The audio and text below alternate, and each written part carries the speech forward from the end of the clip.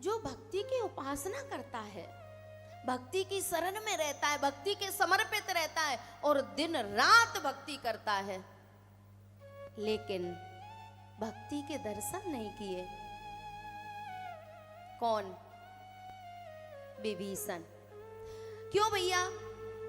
जब लंका में हमारे राम जी के प्यारे तो जाने कहां से आए हैं, कोई अहमदाबाद से आया है, कोई जयपुर से आया है, कोई कहीं से आया, इतनी दूर दूर से आए हैं, और विभीषण के आंगन में रह रही हैं सीता जी। कहाँ रह रही हैं? आंगन में। रावण ले गया, क्या विभीषण को पता नहीं था कि सीता जी आ गई हैं? हाँ या ना? पता था तो दर्शन करने क्यों नहीं गए? विचार की बात है ना।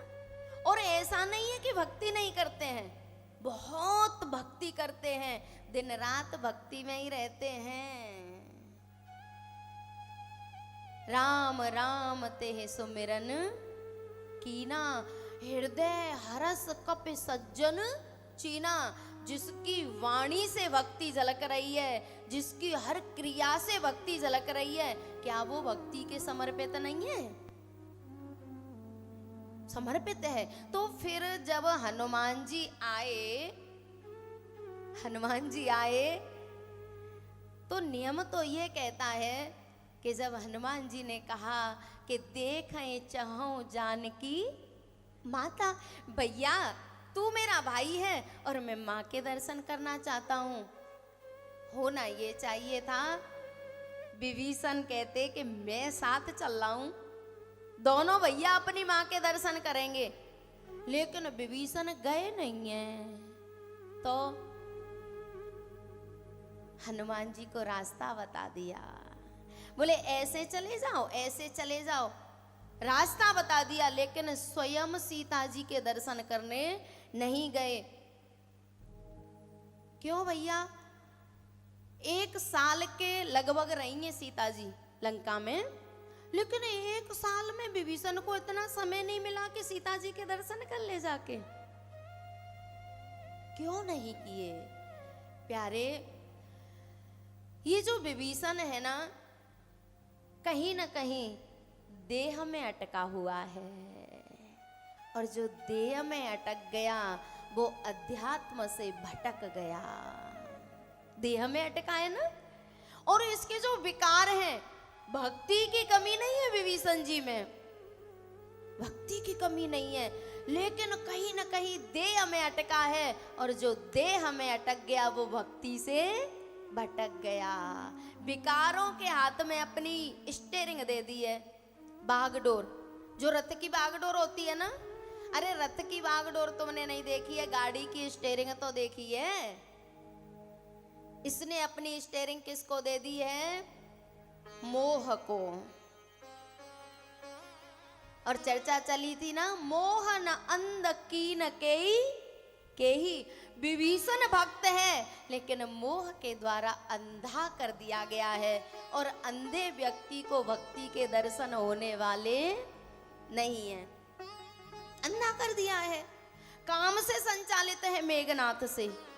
पता है कि अगर चला गया तो जो स्थिति विदुर की हुई थी, भतीजे नहीं तो करी विदुर की, वही स्थिति मेघनाथ के द्वारा मेरी भी होगी। मुझे भी शब्द रूपी बाण खाने पड़ेंगे, पर मैं एक प्रार्थना कर दूं, ये बाण तो खाने पड़ेंगे, और जो वाणी के बाण से निकल जाएगा वो अपना जीवन धन्य कर लेगा, नहीं तो जो वात जिसको नहीं लगी उसको फिर लात लगेंगी। जो वाणी से नहीं निकलेगा, जो वात से नहीं निकलेगा, जिसको बात नहीं लगेगी उसको लात लगेंगी, और लगेंगी नहीं, लग रही है। अंतउ तो है तजेंगे रे पांवर, तू न तजे अवही ते, मन पछतई है अवसर बीते। प्यारे, हम सब परम सौभाग्यशाली हैं। भाग्योदयेन बहुजन्म समर्जितेन सतसंग मम चलवते पुरुषो यदा वै अज्ञान हेतु कृत मोह मदांधकार नासम विदाय ही तदो दयते विवेक। हम भाग्यशाली हैं कि सही समय पर हमारा विवेक जागृत हो गया है। ये बात समझ में तो आ रही है कि संसार में कोई किसी का आ रही है कि नहीं आ रही है, इसीलिए निकल आए हो। आ रही है इसीलिए निकल आए हो, नहीं तो लोग सोच रहे अरे 7 दिन में तो पूरा बिजनेस ठप्प। और हमारे राजस्थान में तो नराए चल रहे होंगे, अब वहां नराए चल रहे हैं और ये यहाँ कामदगिरी की गोद में बैठे हैं। विवेक जागृत हो गया है। प्यारे, त्याग तो होगा, आज नहीं तो कल अंतहु तो ये तजेंगे रे पामर, तू न तजे अवहीते मन पछतइये अवसर। रावण कुंभकर्ण से महाबली, जिस रावण ने काल को बांध लिया था उसे जाना पड़ा कि नहीं जाना पड़ा। रावण कुंभकर्ण से महाबली, जिनके भय से कांपे धरती। बचे न काल बली ते, मन पछतई है अवसर बीते।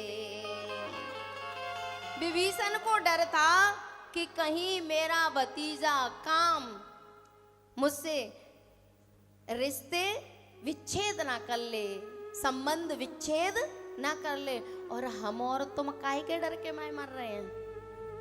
कहीं हम चले गए तो कहीं पत्नी नहीं रूठ जाए, कहीं संतान नहीं रूठ जाए, कहीं बच्चे न रूठ जाए। यही भय तो है हमें। भक्ति में आने के बीच में ये भय बाधक है। और विभीषण इसी वजह से नहीं गया था, हनुमान जी को रास्ता बता दिया।